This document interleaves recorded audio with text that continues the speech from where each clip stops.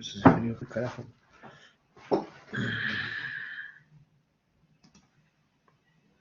Buenas noches,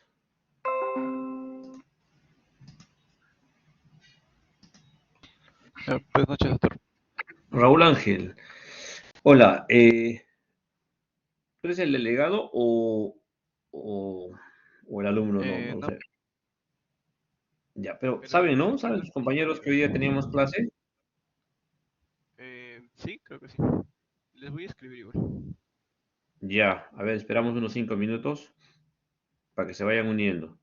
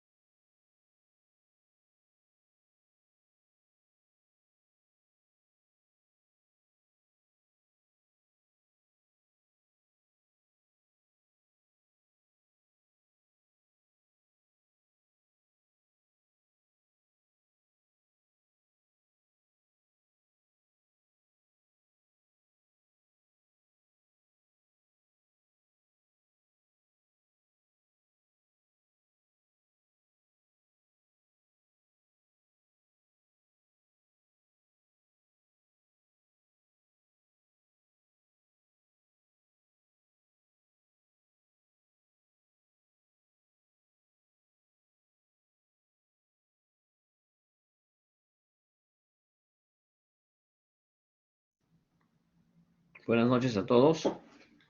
Vamos a empezar la clase que corresponde a tumores de glándulas salivales. Cualquier pregunta que quisieran hacer, pueden interrumpir la clase, no tengo ningún inconveniente. Al contrario, y si es que se va el internet o por ahí, también me avisan, por favor. O si se escucha mal, también me avisan. Se oye bien, ¿verdad? Sí, doctor, sí se escucha bien. Buenas noches. Buenas noches. Ok, entonces esto... Bien, vamos a recordar algunos conceptos claves o importantes en lo que corresponde a patología tumoral de glándulas salivales. No vamos a desarrollar todo lo que es tumores de glándulas salivales porque realmente es bastante, ¿no? Entonces, bueno, este es el Hospital Revaliati donde laboro, donde laboran también el doctor Marín, el doctor Díaz, que hacen clases con ustedes y que hoy están haciendo trabajo remoto por comorbilidades.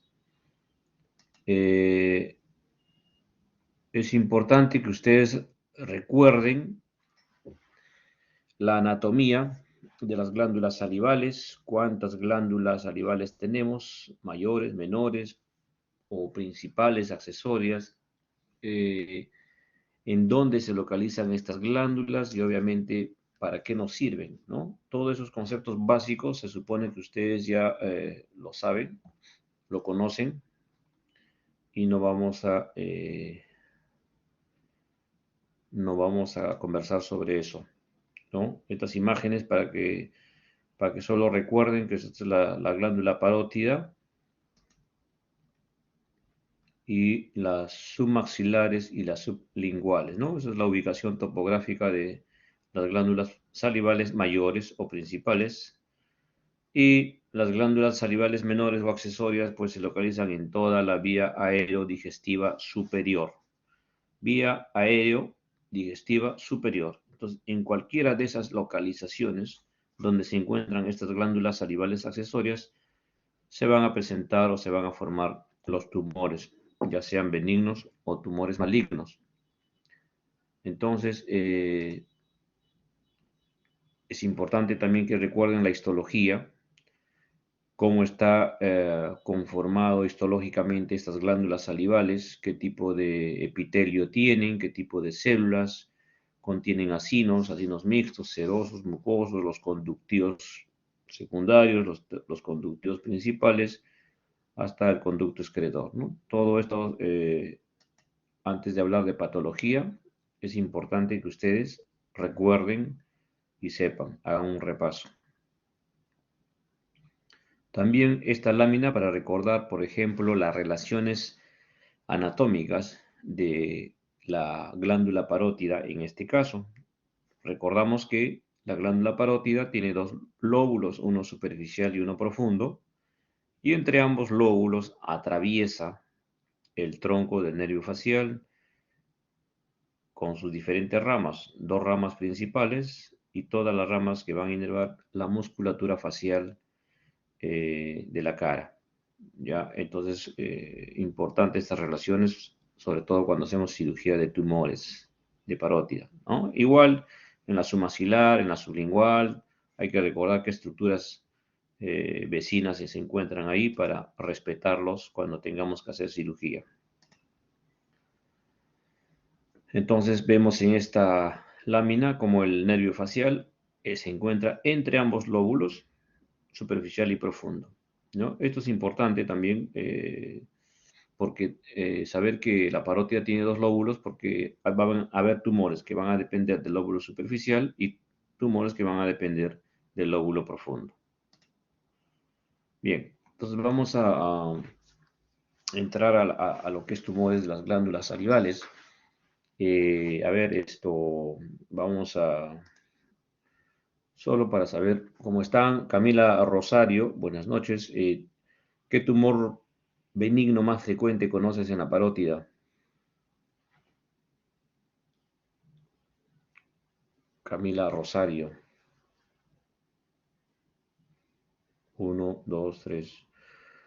Eh, Raúl Ángel, ¿qué tumor benigno conoces en la parótida? Los adenomas,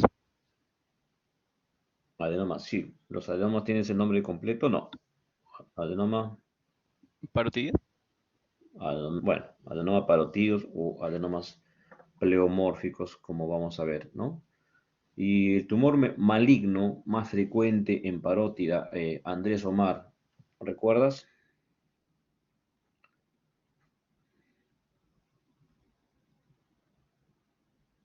Uno, dos, tres. Andrea Verónica, ¿recuerdas el tumor maligno más frecuente de la glándula parótida?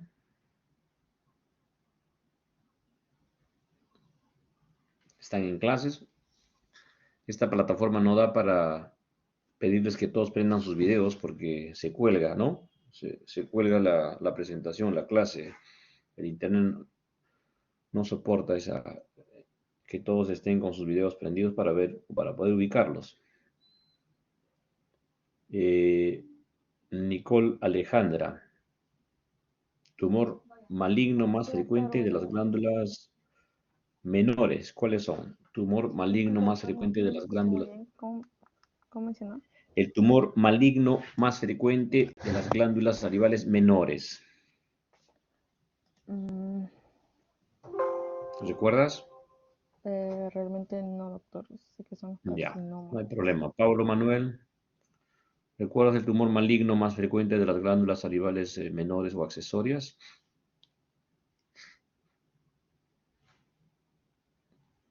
Pablo Manuel.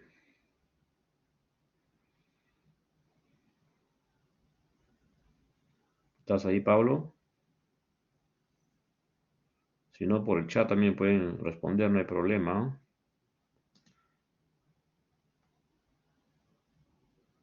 A ver, Andrea Verónica, ¿está presente? Andrea Verónica.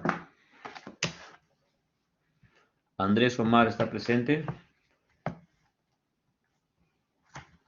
Si están presentes, digan presente, por favor.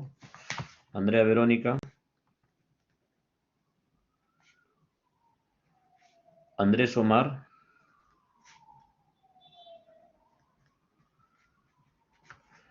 Camila Rosario. ¿Está presente?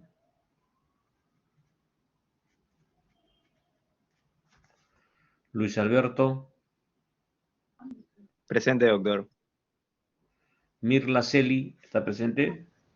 Presente, doctor. Nicola Alejandra. Sí, doctor, presente. Pablo Manuel. Pablo Manuel.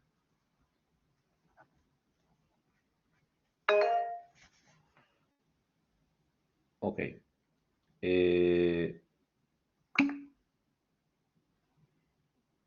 Ok.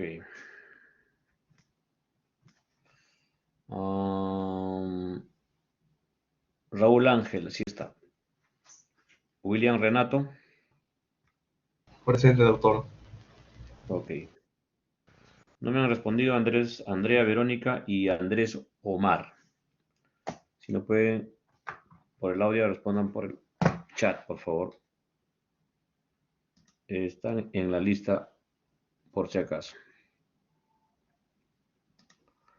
Bien, vamos a repasar rápidamente. Entonces, importante para nosotros, los cirujanos, siempre es saber los porcentajes de los tumores, ¿no? Saber la frecuencia, los porcentajes de cada tipo de tumor y en general de los tumores, porque es en base a ello que nosotros vamos a- a considerar en los diagnósticos que hagamos, en los diagnósticos clínicos, ¿no? Entonces, el 65% de los tumores en general, benignos o malignos, se presentan en la parótida. Entonces, en la glándula parótida estamos viendo que es mucho más frecuente la formación de tumores. Solo el 8% en la glándula submandibular y un 27% en las glándulas salivales secundarias. Estas son estadísticas promedios, ¿no? Hay diferentes publicaciones que varían los porcentajes, ponen eh, límites de entre inferior y superior, pero más o menos es el promedio de frecuencia de tumores en las glándulas salivales. Ahora, en este cuadro van a ver ustedes que los tumores benignos se forman con mucho mayor frecuencia en las glándulas parótidas. Pueden llegar a un 75 a 80%, mientras que los tumores malignos solo llegan a un 20%. ¿Ya? Ese es el promedio estadístico. En cambio, al revés, en las glándulas salivales menores, el menor porcentaje son benignos, 20%, y el mayor porcentaje son malignos, 80%. Es prácticamente lo contrario de las glándulas parótidas. ¿Ya? Entonces, cuando nosotros preguntemos si son más frecuentes los tumores benignos en las glándulas salivales secundarias, pues ustedes tienen que saber que no es frecuente, ¿no? Entonces, siempre que tengamos un paciente con un tumor en el paladar, probablemente tenga más riesgo de ser algo malo. Y en los submandibulares o sublinguales van por ahí, igual, 50-50, tanto benignos como malignos, ¿ya? Vamos a hablar de dos tumores benignos más frecuentes según la casuística que tenemos, ¿no? Según lo que nosotros vemos en los pacientes que van al hospital y también en orden de frecuencia según las publicaciones. Entonces, de todos estos tumores benignos, adenoma pleomorfo o tumor mixto, tumor de Warthin o cistoadenolinfoma, oncocitoma, adenoma monomorfo, adenoma de células basales, mioepitelioma e incluso los patólogos clasifican otros o nominan otras variedades de tumores benignos. Los más frecuentes son los dos primeros, el adenoma pleomórfico y el tumor de Warthin. Esos son los tumores más frecuentes benignos de las glándulas salivales en cuanto a parótida, glándulas submandibulares y glándulas sublinguales, ¿ya? Sin embargo, el tumor de Warthin, que vamos a ver, prácticamente es un tumor solo de la glándula parótida, mientras que los adenomas pleomórficos pueden presentarse en parótida, en submandibular, en sublingual. Los oncocitomas y adenomas monomorfos y todo lo que quieran sí también se presentan, pero en menor frecuencia. Entonces, vemos, por ejemplo, que el adenoma pleomórfico en la parótida más o menos alcanza un 70-85%, mientras que en las glándulas accesorias o menores solo un 10%. ¿Ya? Entonces, este tumor es mucho más frecuente en la parótida. ¿Ya? ¿Y por qué se caracterizan? Crecimiento lento, como vamos a ver, predominio en el sexo femenino, en un promedio de 40 a 60 años de edad. ¿Y por qué se llama pleomórfico? Porque cuando uno va a la histología, ahí tiene un tema el tejido es pleomórfico, o sea, ahí está formado por varios tipos de células, ¿no? Entonces hay un pleomorfismo, eso se llama pleomorfismo, varios tipos de células. Una característica de estos tumores es que cuando son tumores grandes y no son tratados en el transcurso de 10 a 20 años, pueden malignizarse, pueden virar a un tumor maligno. Y a eso se llama tumor mixto maligno o exadenoma pleomórfico. Entonces, ese es el peligro de estos tumores cuando no son tratados en su momento, sobre todo aquellos tumores grandes. Esta es la parte teórica, un poco aburrido, pero vamos a repasar.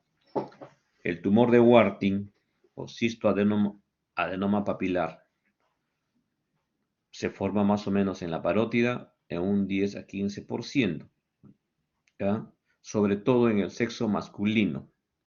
Las edades pueden variar, ¿no? Pueden presentar en jóvenes, en pacientes mayores, pero en el promedio de 50 a 70 años. Ahora, ¿por qué se caracterizan estos? Porque son tumores quísticos. Los tumores de Warthin son tumores quísticos y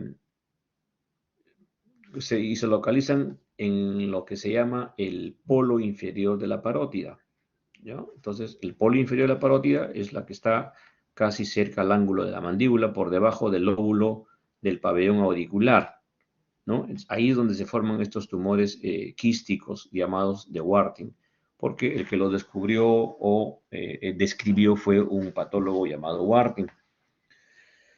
Ahora, se puede localizar en un lado de la parótida o en ambos lados de la parótida, que es muy poco frecuente. ¿Y por qué se les llama adenolinfoma o cistoadenoma papilar? Porque en su histología, cuando nosotros vamos a ver la histología de estos tumores, hay una gran cantidad de tejido linfoide con muchos folículos. Entonces, incluso algunos patólogos, cuando hacen biopsias, aspiraciones con aguja, las pueden confundir con linfomas, ¿ya? Y luego de hacerle a la inmunistoquímica o cuando terminamos de extirpar todo el tumor, pues resulta siendo un tumor de Warthin. Entonces, estas son las características principales más importantes de este tipo de tumor. Vamos a ver los tumores malignos, ¿ya? También, igual que en los tumores benignos, hay una gran cantidad de tipos histológicos, y estos son los más comunes, los que se forman con frecuencia, y de todos estos, los dos primeros vemos nosotros con mucha frecuencia en el hospital, en los pacientes del hospital, ¿ya? Y eso es lo que vamos a repasar. Entonces, el carcinoma mucoepidermoide, el carcinoma adenoide quístico cilindroma, el adenocarcinoma, carcinoma de células acinares, tumor mixto maligno o exadenoma pleomórfico, es el que comentábamos, que el tumor benigno que se maligniza, y también existe el carcinoma de células escamosas, ¿no? Entonces, también existen linfomas, por supuesto, de parótidas, porque hay tejido linfoide en las parótidas. También se forman linfomas en las parótidas, ¿ya? Y bien, vamos a rápidamente repasar los dos tumores malignos más frecuentes.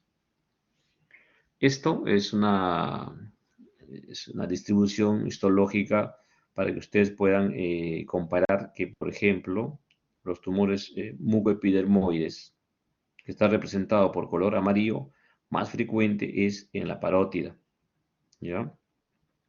Siguiendo la submandibular o las accesorias.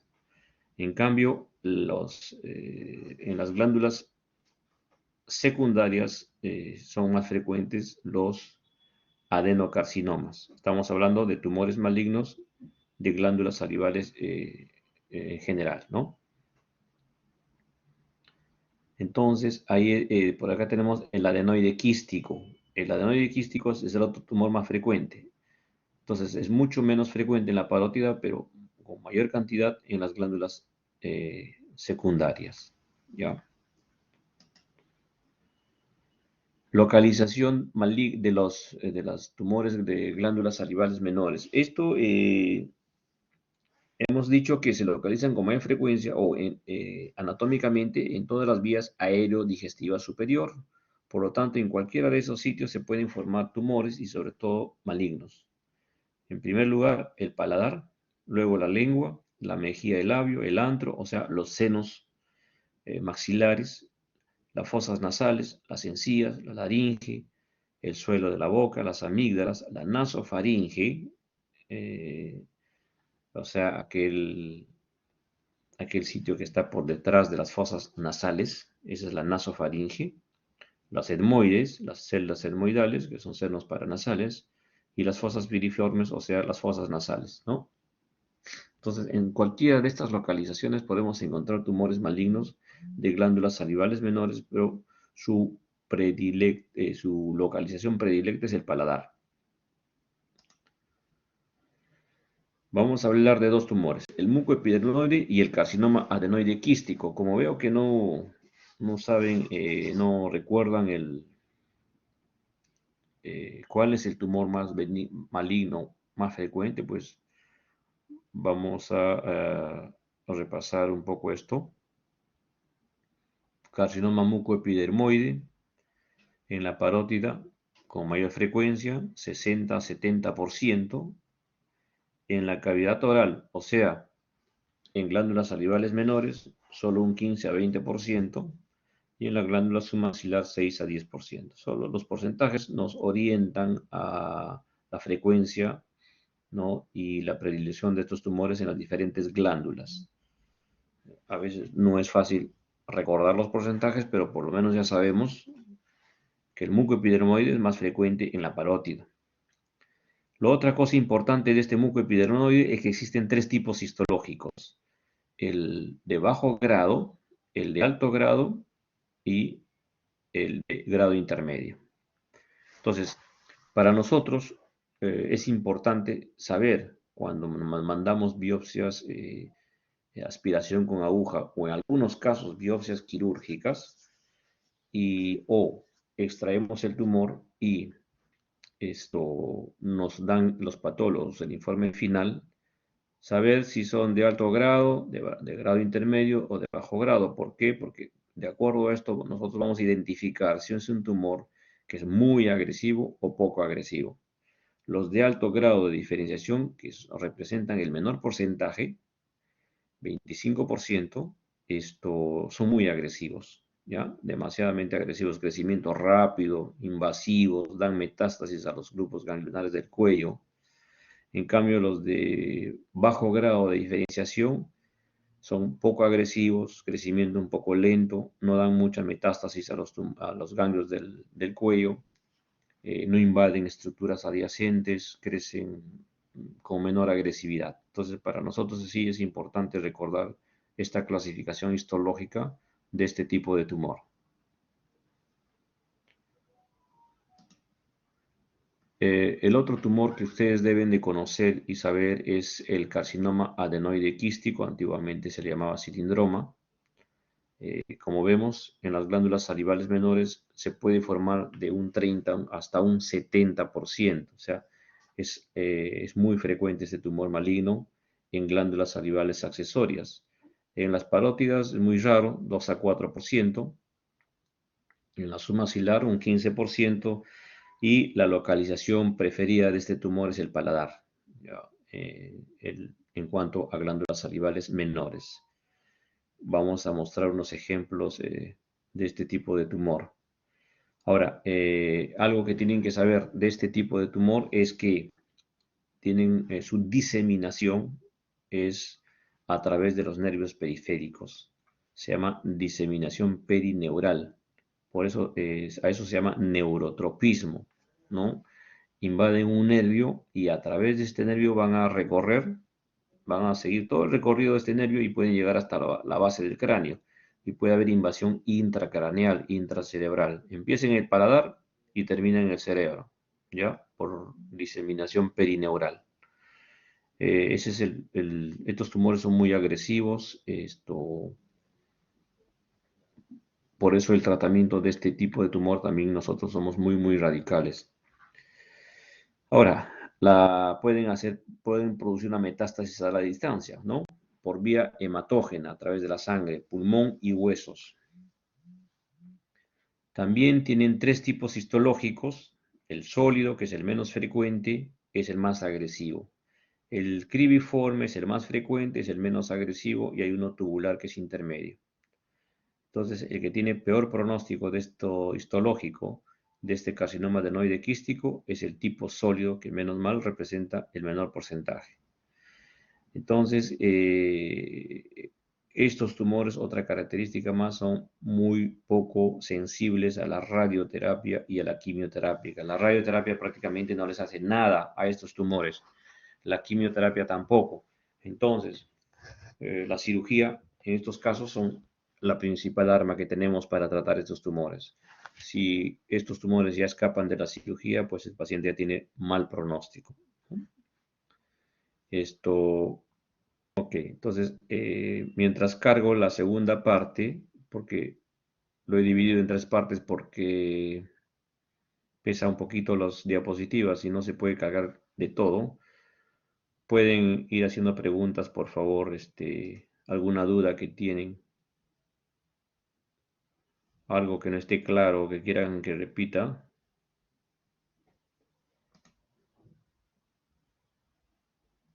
Vamos a ver.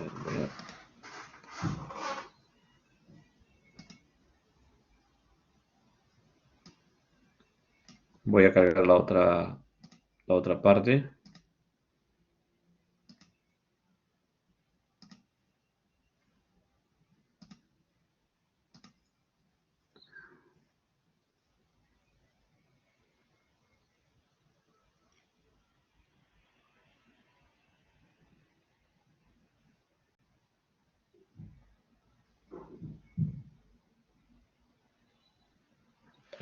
A propósito, ¿hay alguno del grupo que me correspondía hacer la clase práctica en este momento? Porque mañana hay prácticas con el doctor Díaz a las 8:30 para que ingresen con él, por favor, todos.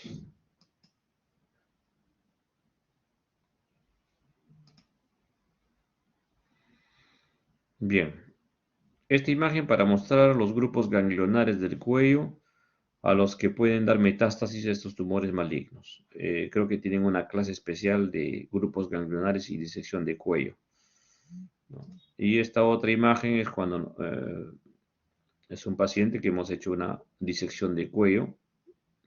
Así quedan los cuellos postquirúrgicos cuando hacemos disección de los grupos ganglionares.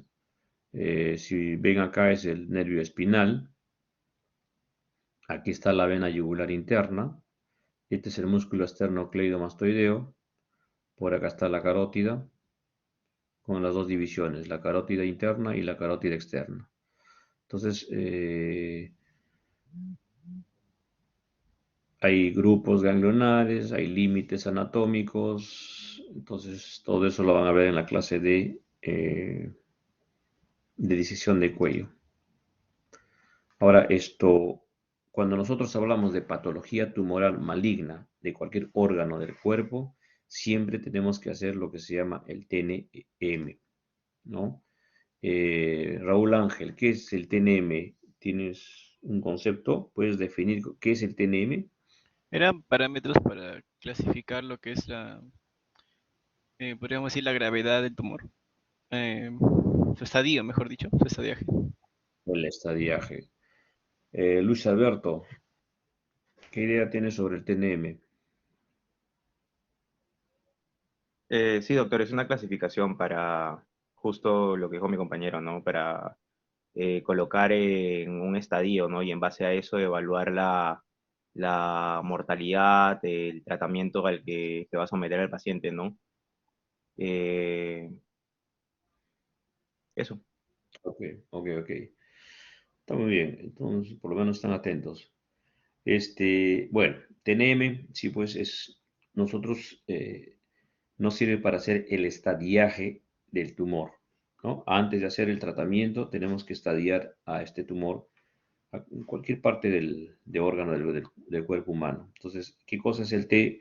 El T nos representa el tamaño del tumor. T1, T2, T3, T4, etcétera. Esto no lo vamos a poder recordar de memoria porque es cada órgano distinto. El N nos representa la metástasis a los ganglios regionales y el M nos representa la metástasis a distancia, ¿no? N, ganglios regionales, o sea, a los ganglios del cuello, a los diferentes grupos del ganglio del cuello. Y cada uno de estos tienen sus diferentes descripciones, ¿no? Por ejemplo, T1, tumor menor de 2 centímetros, y el T3, un tumor de 4 a 6 centímetros, y así. Entonces, esto, como dijeron los alumnos, nos sirve para hacer la estadificación. Estadio 1, estadio 2, estadio 3, estadio 4. Entonces, cada uno de estos estadios también está representado por un TNM distinto, ¿no? T1, N0, M0. Entonces, eh, por ejemplo, T1, ya, entonces un tumor hasta 2 centímetros. N0 no hay metástasis a los ganglios y M0 no hay metástasis a distancia. Entonces, ese es un estadio 1.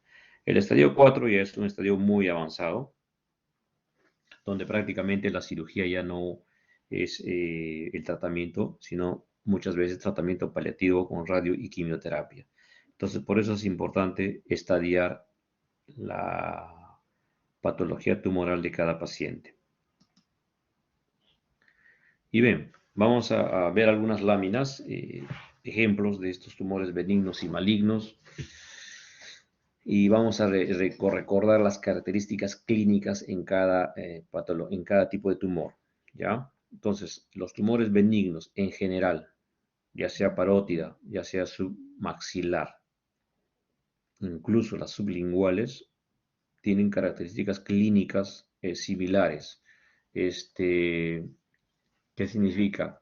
Que si uno va a examinar a estos pacientes, nosotros vamos a, de acuerdo al examen físico, sospechar si se trata de un tumor benigno o un tumor maligno.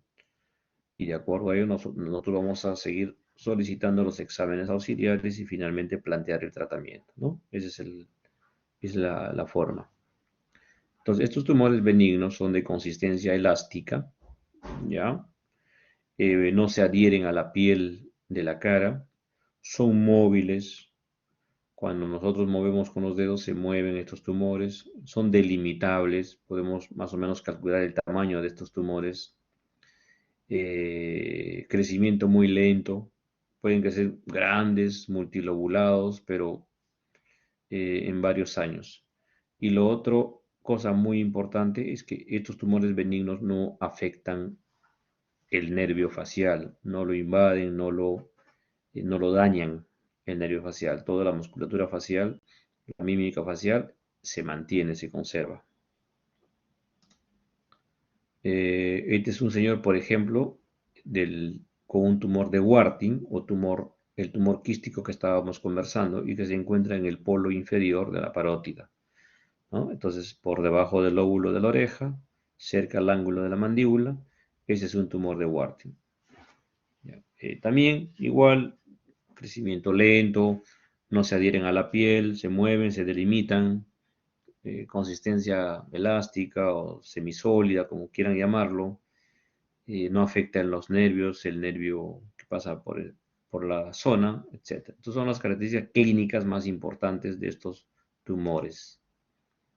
Como ven, esta otra señora, un tumor multilobulado grande de parótida, pero que no afecta a los músculos faciales. Por ejemplo, esta señora está silbando y mueve muy bien los músculos, ¿no? En cambio, los tumores malignos son todo lo contrario.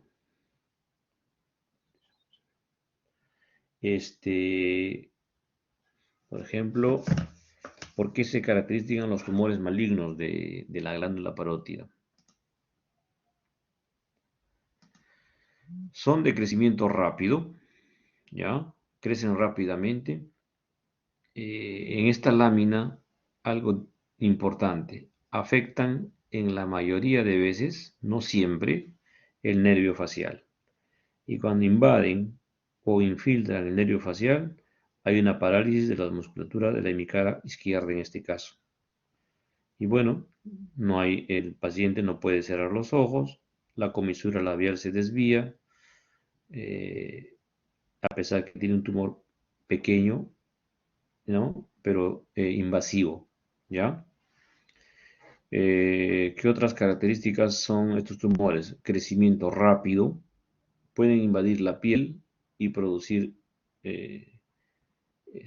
úlceras en la piel. ¿Ya? Cuando nosotros queremos mover los tumores, se mueven, casi no se mueven, se fijan a los planos profundos, a los tejidos adyacentes. A veces son delimitables, otras veces no. Y la consistencia generalmente es dura, ¿ya? Generalmente es dura la consistencia.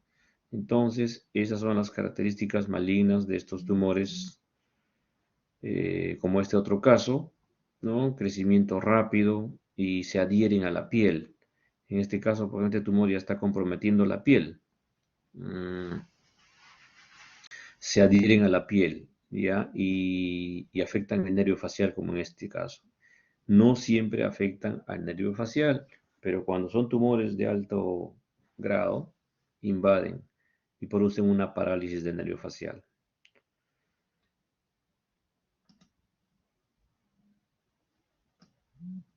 En este caso, un tumor pequeño, ¿ya? De parótida derecha, pero miren cómo está infiltrando, invadiendo y ulcerando la piel. Entonces es un tumor muy agresivo, pequeño pero agresivo. Acá a la derecha, una señora con un tumor grande de parótida. En este caso es poco delimitable, está medio difuso, no hay bordes, ¿ya? Y ya está ocasionando una parálisis también de la hemicara derecha. Entonces, y es una de consistencia dura, sólida, poco delimitable, ya, poco vil. Son las características clínicas. Esta otra señora con un tumor de parótida izquierda que también ya invadió el nervio facial y hay una desviación de la comisura facial, de la comisura labial, ¿ya? Los tumores de glándula submandibular también son de características, tanto en patología benigna y maligna, son de características similares, multilobulados, crecimiento lento, no afectan los nervios, el nervio facial, la piel no se adhiere, etc., ¿no? Entonces, solo que la ubicación obviamente nos hace pensar que es un tumor de glándula submaxilar. Y las características clínicas con la parótida son similares. Y las malignas también son similares con respecto a la parótida, la patología maligna de glándula submaxilar. Un tumor de glándula sublingual es un adenoma pleomórfico, afecta toda la glándula sublingual, pero ven en la mucosa que cubre la sublingual está indemne, está sanita. En cambio, los tumores malignos invaden la mucosa y lo ulceran, ¿no? Hacen cuerpo con la mucosa que cubre la glándula sublingual. A veces se invaden la lengua, invaden el piso de boca, pueden invadir la cara interna de la mandíbula. O sea, los tumores malignos, cuando no se les trata a tiempo, pues van invadiendo a medida que van creciendo, ¿no?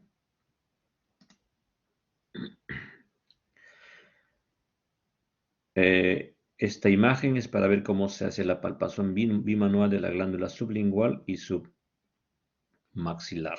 3 dedos por debajo del cuello y, como ven, el dedo índice por dentro de la boca, obviamente con guantes, y se hace la palpación sublingual bimanual de estos tumores de las glándulas.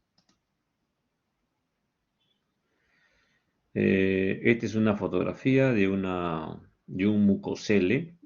Deben haber visto ustedes, incluso varios de ustedes habrán tenido estos mucoseles. Son tumores benignos de las glándulas salivales menores, en este caso del labio, ¿no? Entonces se enquistan y cuando uno lo hinca con una aguja sale un líquido tipo medio mucoso, entonces mucoseles, ¿no? Porque el líquido que contienen es mucoso. Un tumor benigno de paladar en el lado izquierdo, donde estoy apuntando con el puntero. Miren, obviamente son tumores fijos porque se adhieren al paladar duro o a la mucosa del paladar, ¿ya? Pero no hay una úlcera, no lo ulceran la mucosa, ¿ya? Son de crecimiento lento, consistencia más dura, ya fijos, poco móviles. Este es otro tumor de paladar en la línea media del paladar. ¿Ven? También es un tumor benigno. En cambio, estos son tumores malignos.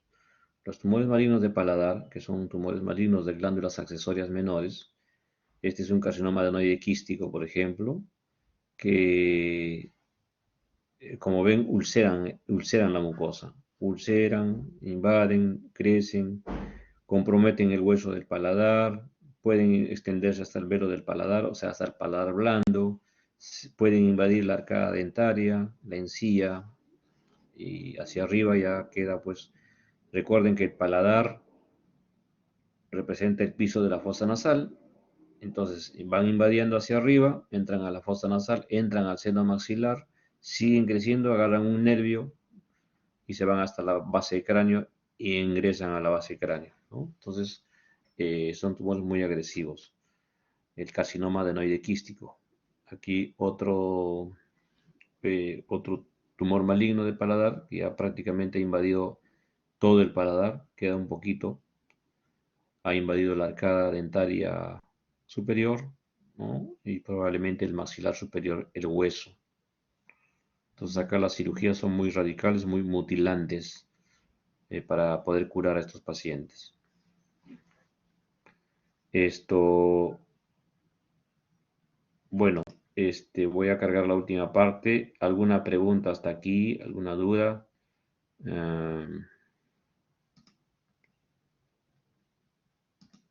Algo que no ha quedado claro, por favor, con confianza.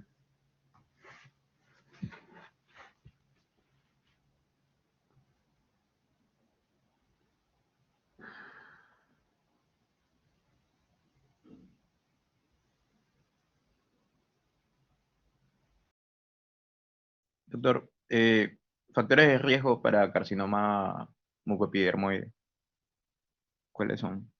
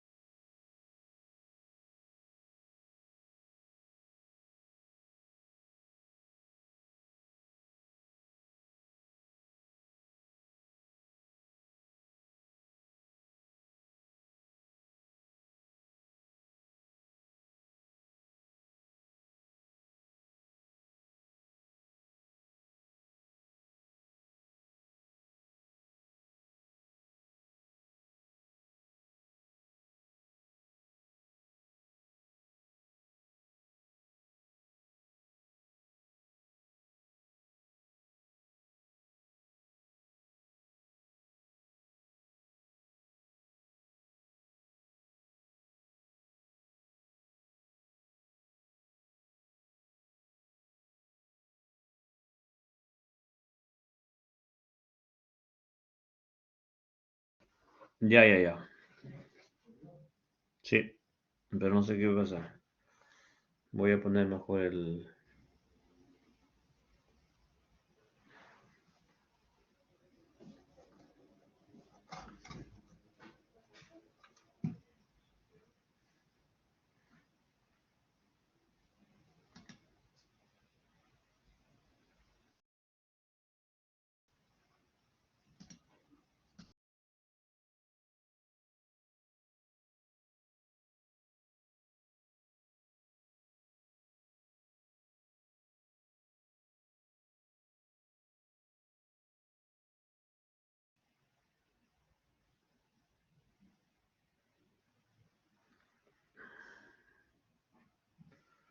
Hola, se fue el internet un rato. ¿Están ahí? Sí, doctor, ya se le escucha otra vez. ¿Escucharon esta parte de las dos, de esta diapositiva que lo tengo en la pantalla?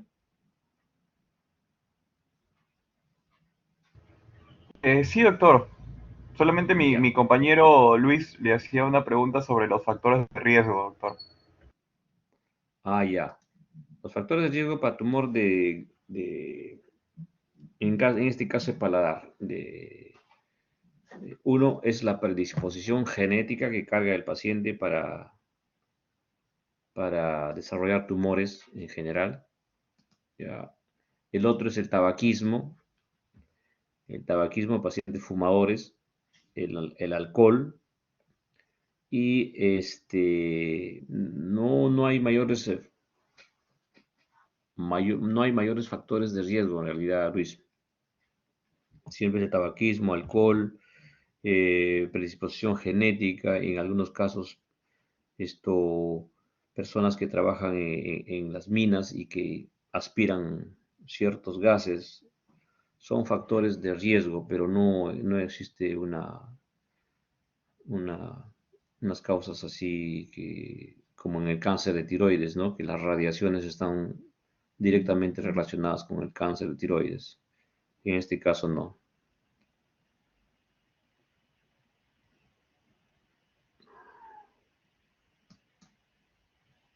$37, supongo que es esto.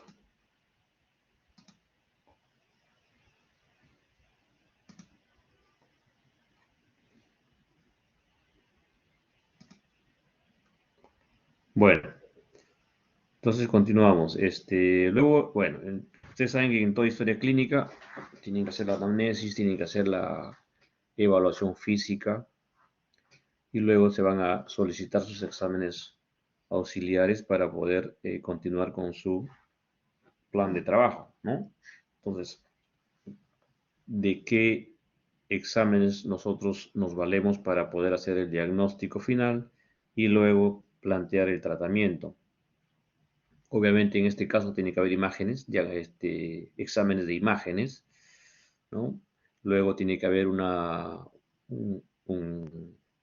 biopsia y con esos dos exámenes ya tenemos nosotros el diagnóstico final y podemos plantear el tratamiento. Siempre va a ser en primer lugar la cirugía. Entonces,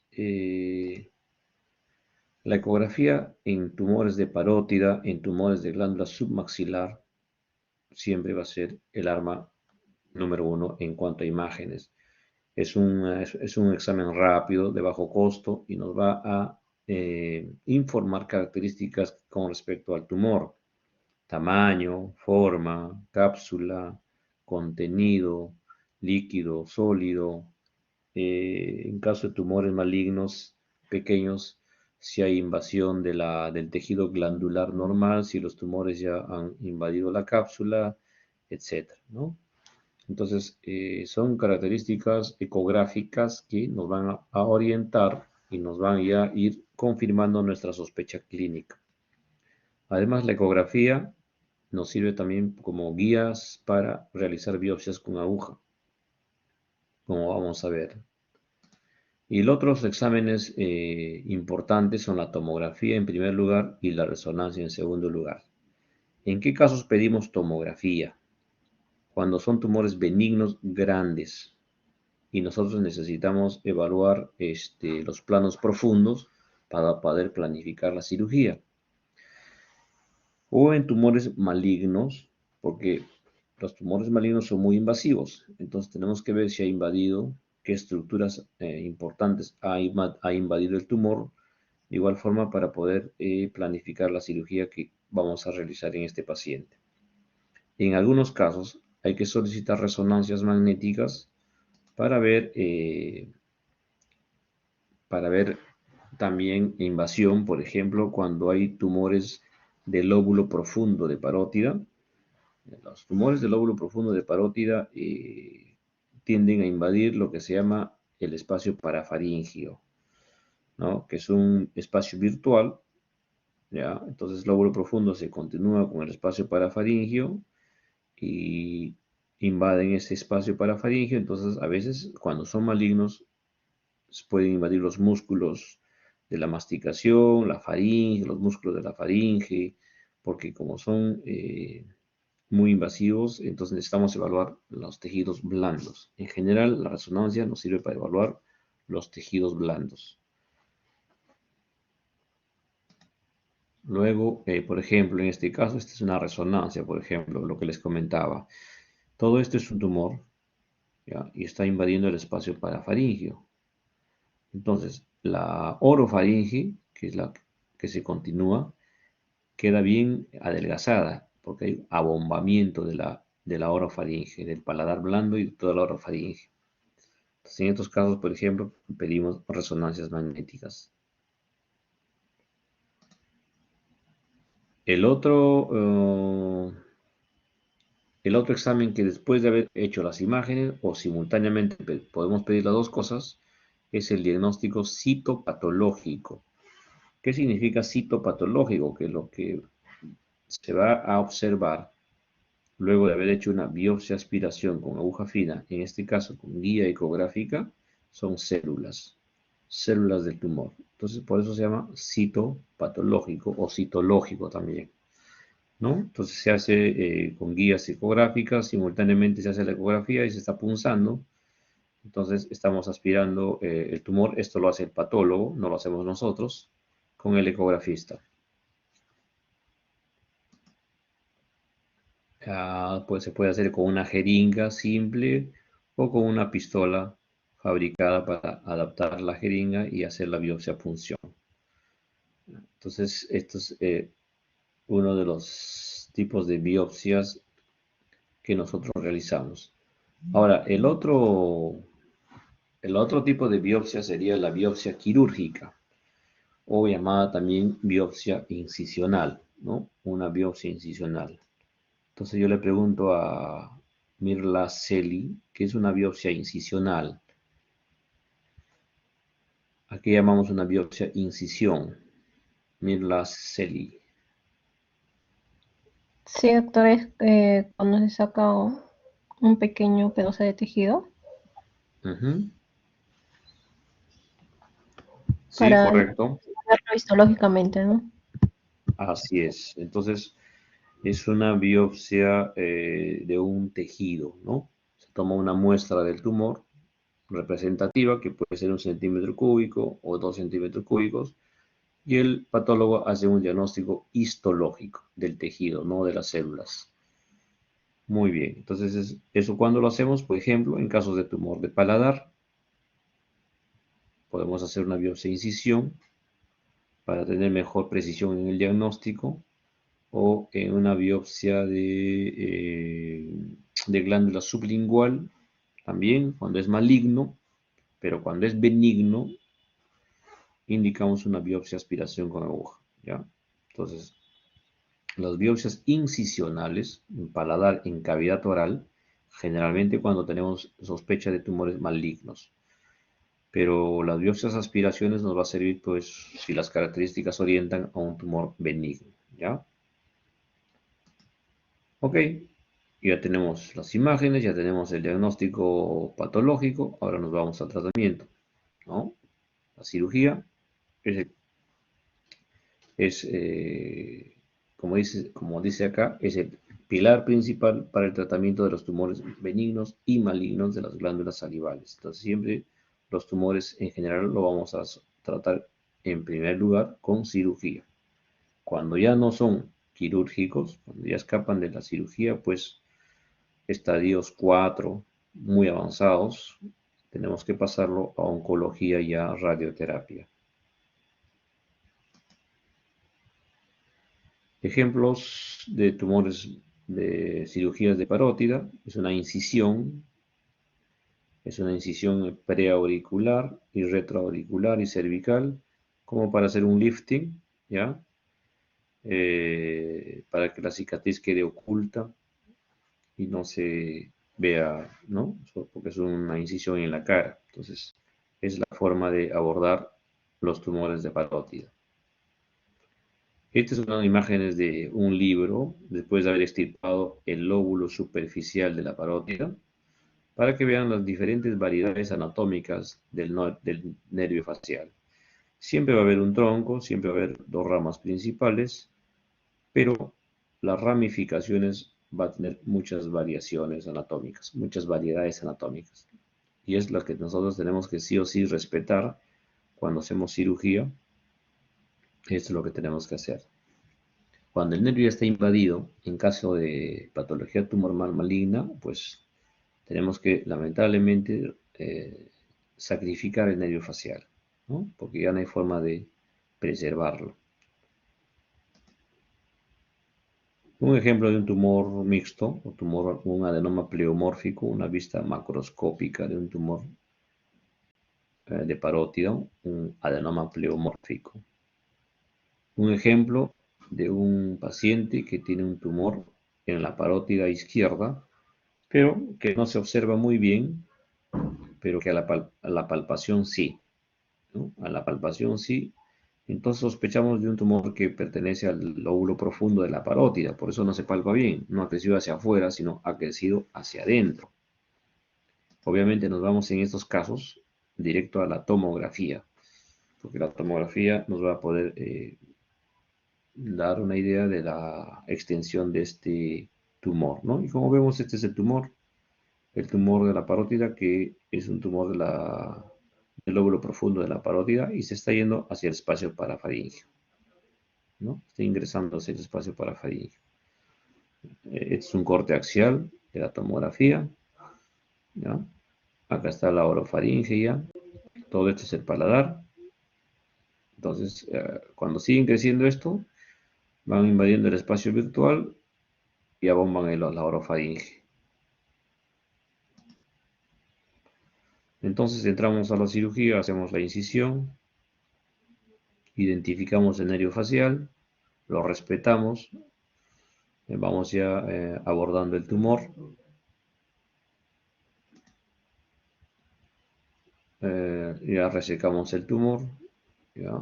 Y el lóbulo superficial de la parótida lo respetamos y el nervio facial también.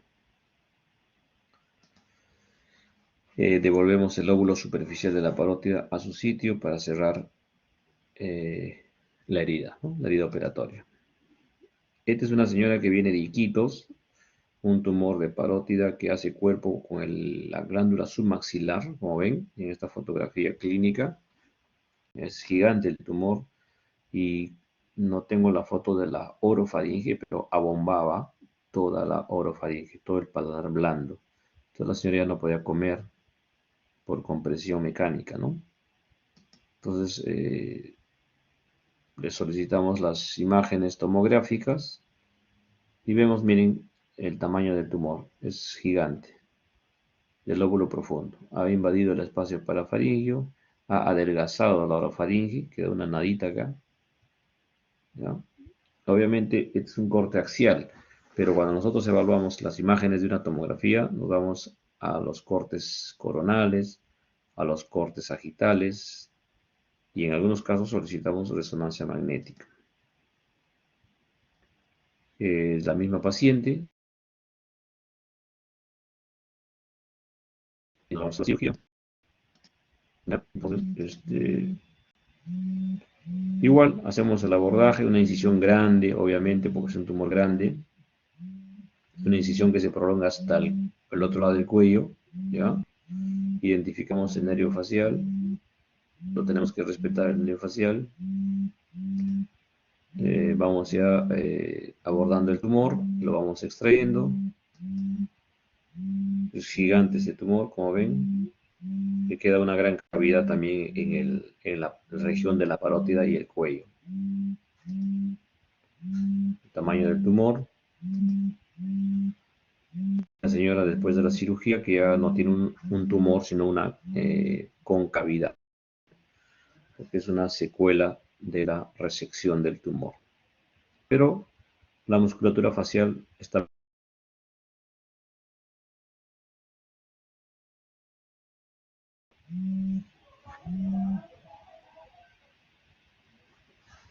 Esta es una niña de 7 años de edad. Es una pacientita que lo evaluó el doctor Morón. Un tumor de parótida, grande, ¿ven? Esta es la orofaringe y cómo la bomba la orofaringe. Siempre invaden los espacios parafaringios, ¿no? Que es la contigüidad del lóbulo profundo de la parótida. De igual forma, la misma incisión, el mismo abordaje, el nervio facial, miren el tronco delgadito, sus dos ramas. Luego se extrae el tumor y la niña queda sin ninguna secuela del nervio facial porque se la respetaba. Esto es un tumor benigno de una glándula submaxilar, una incisión pequeña por debajo de la mandíbula. Ya, siguiendo los planos anatómicos, hay que respetar las estructuras que pasan por el triángulo donde se encuentra ubicada la glándula submaxilar. Y este es el hecho que queda después de la extracción de toda la glándula submaxilar, ¿no? Entonces, y así queda la cicatriz después de la sutura. Por acá, no sé si se ve, es un cordoncito blanco, es el nervio hipogloso. El nervio hipogloso, o sea, el 12º par craneal, ¿no? A este nivel se encuentra atravesando. También tenemos que respetarlo. Una jovencita con un tumor maligno de parótida que está invadiendo la piel. Entonces la cirugía, como ya hay que extirpar toda la piel comprometida, toda la glándula parótida y sacrificar el nervio facial, porque también hay compromiso del nervio facial. Entonces, esto queda pues un hueco, un lecho cruento grande, hay que cubrir el defecto. Entonces, se le cubre con un colgajo llamado colgajo del pectoral mayor, que es músculo y piel del pectoral mayor y se traslada por este túnel, como ustedes pueden ver acá, se traslada hasta la zona de la parótida y se cubre el defecto. ¿Ya? Queda con una parálisis facial porque por la magnitud del tumor y por la cirugía que se le realizó. Este es un tumor de paladar, un carcinoma adenoide quístico, vean, ya está cerca de la línea media del paladar, pero solo en el paladar duro.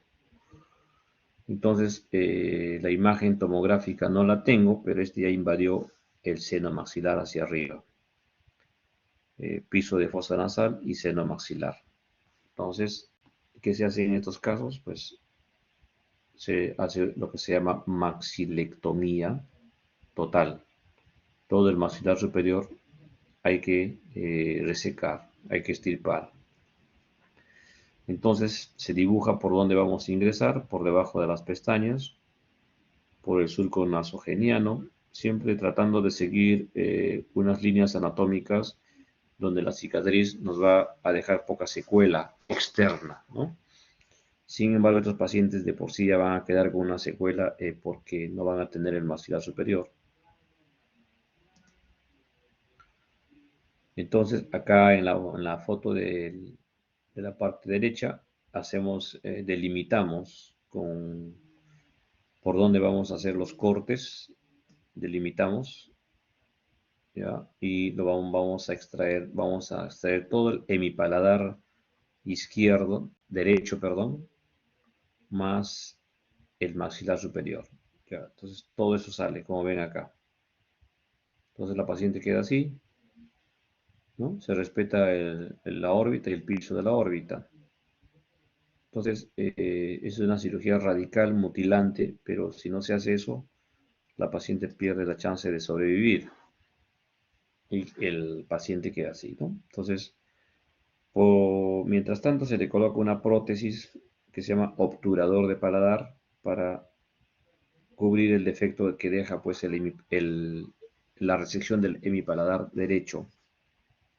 Ya. Entonces, acá queda, obviamente, esto se cubre con la piel, se devuelve a su sitio la piel, se sutura, pero acá hay un defecto, que hoy en día todo esto se reconstruye, pero con microcirugía, con colgajos microquirúrgicos, que todavía no tenemos el equipo en el hospital, entonces pacientes quedan con este defecto, ¿no? Entonces, estas son cirugías radicales, cuando los tumores son muy agresivos, también la cirugía tiene que ser muy agresiva. Y bien, la pieza operatoria, ¿ven? Todo esto en mi paladar derecho, más el maxilar superior. Y para los pacientes con estadios avanzados, donde ya la cirugía no se escapa de la cirugía, queda solo la radioterapia y en algunos casos quimioterapia, ¿no? O algunos casos radio y quimioterapia simultáneo. Obviamente el pronóstico es pobre, son pacientes de mal pronóstico y el tiempo de sobrevida es poco. Ok, entonces, si hubiera alguna pregunta, algún comentario, alguna duda, por favor, tenemos 5 minutos para poder responder o salir de dudas, o si todo está claro. Doctor, una pregunta. Sí, ¿Cuántas sí. unidades de sangre más o menos se utilizan en una hemimaxilectomía? Unidades de sangre. Ajá. Mira, ¿Se utiliza este electrocauterio? sí, se utiliza para hacer las Cuando uno corta el hueso se llama osteotomía, ¿no? Cuando uno hace el corte del hueso se llama osteotomía. Entonces, eso se hace con una sierra, con una hoja de sierra, obviamente fabricada para hueso, ¿no? Eh, Usamos el cauterio, o sea, el cauterio monopolar, el bipolar, para hacer hemostasia y a veces seccionamos la mucosa con el cauterio también porque va cortando y coagulando.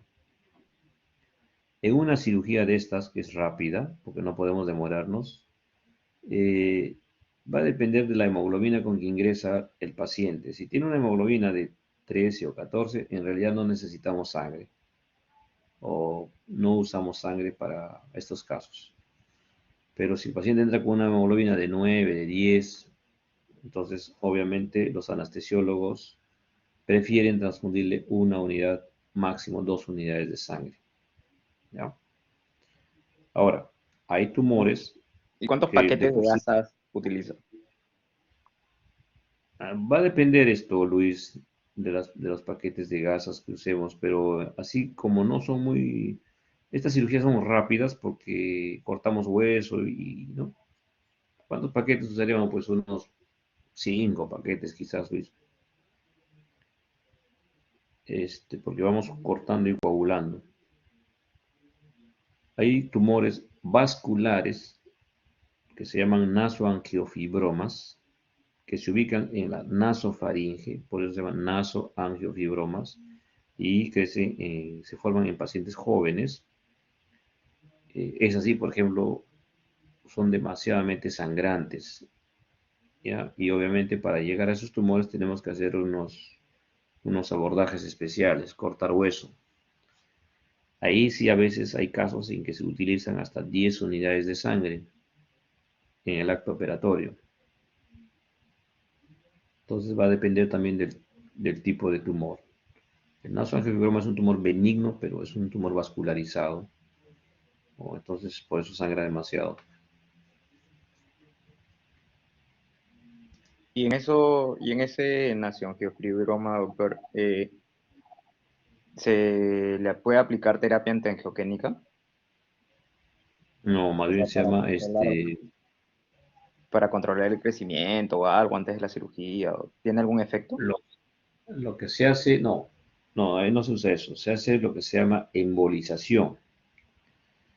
Previa a la cirugía, unos 2 o 3 días antes de la cirugía, se hace una embolización, o sea, se inyecta unas sustancias que obstruyen las arterias que irrigan a este tumor, que nutren a este tumor. Entonces, al bloquear esas arterias que nutren a este tumor, pues le quita bastante irrigación, bastante. Entonces, eso hace que disminuya el sangrado en el acto operatorio. Eso se llama embolización. Y lo hacen, o sea, el estudio lo hacen con una arteriografía Claro, o también utilizan Doppler. arteriografías. Y eso lo hace un servicio que se llama Unidad de Radiología Intervencionista.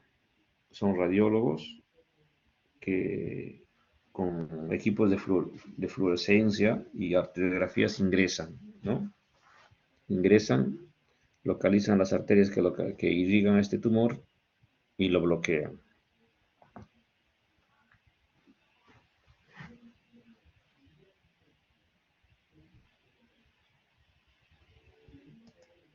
¿Alguna otra pregunta, comentario, por favor? Eh, bueno, espero que haya quedado claro. Realmente la patología tumoral es muy variada y hemos tratado de hablar de los tumores más benignos y malignos más frecuentes que tienen que ustedes que conocer. Y bueno, qué es lo que se hace con estos pacientes, ¿no? Ok, entonces, no habiendo más comentarios, damos por finalizada la clase. Gracias a todos. Nos vemos en la próxima. Mañana tienen práctica con el doctor Díaz a las 8:30. Asistan, por favor, incluso los que están en mi grupo. Esta semana he estado full. Mañana me toca operar todo el día en la sala, en el hospital, así que por eso no he podido hacer prácticas con los 3 alumnos que me corresponde. Doc, pero podemos ir al hospital. Sí, sí. Pero en sala de operaciones no dejan entrar por la pandemia. Pero ya estamos vacunados. 2 dosis. Sí, eso habría que tramitar, habría que hacer un permiso para que puedan ingresar a ver por lo menos una cirugía. Yo creo que ya ni siquiera tenemos internos todavía, internos de medicina en el hospital por ahora. No, veo que en las clínicas están habiendo internos, pero en el hospital todavía no los llaman. Por esa razón estamos muy restringidos por ahora.